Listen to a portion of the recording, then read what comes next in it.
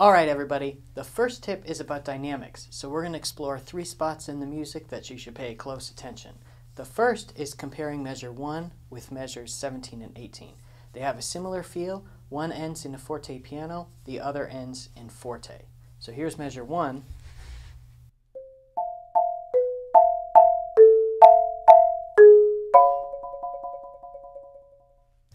And here's measures 17 and 18.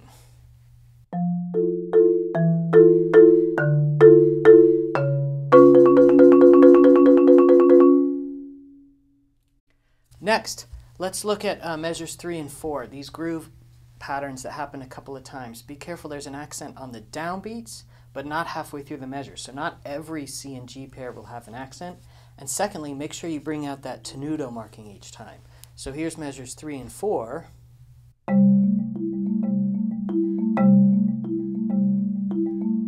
And here's measures 6 and 7.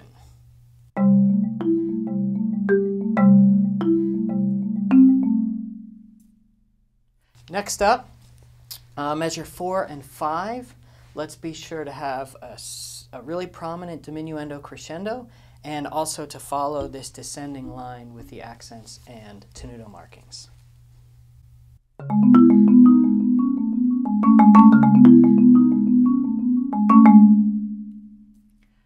Last thing with dynamics, the last 2 measures, this groove pattern that's happened before, but here it's still marked forte, so you can really play this a little bit stronger than you did back in measure 3. So if measure 3 is about right here,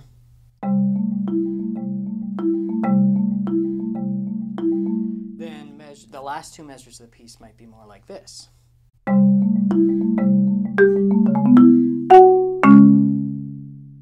Alright, tip 2, phrasing.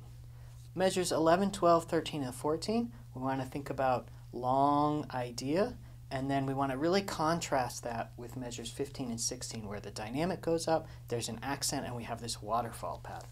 So it might sound something like this.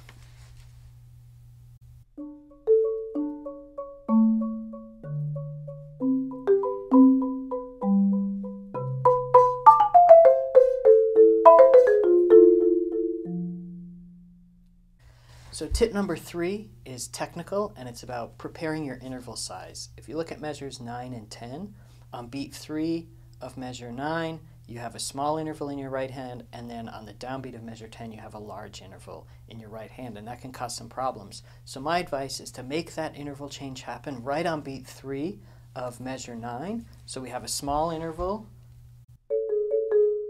and then right there, change it to a big interval, to play into the downbeat of measure 10. So I would practice it with that gap, getting the interval change.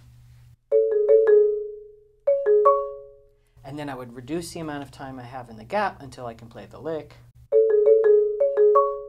as written. Similarly, we want to look at the interval difference between measure 15 and 16 on the downbeat. In the right hand, we have a 4th and then a 5th. This subtle change can cause some problems, so we want to make sure we really nail that.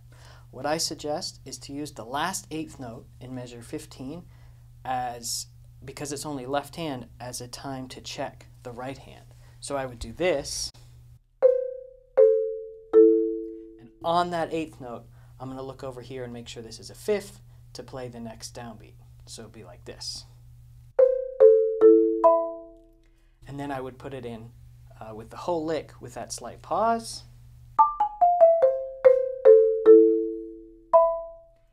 Until I can play the whole lick without the pause. Thanks for watching. I hope you find these tips useful as you're practicing, and good luck.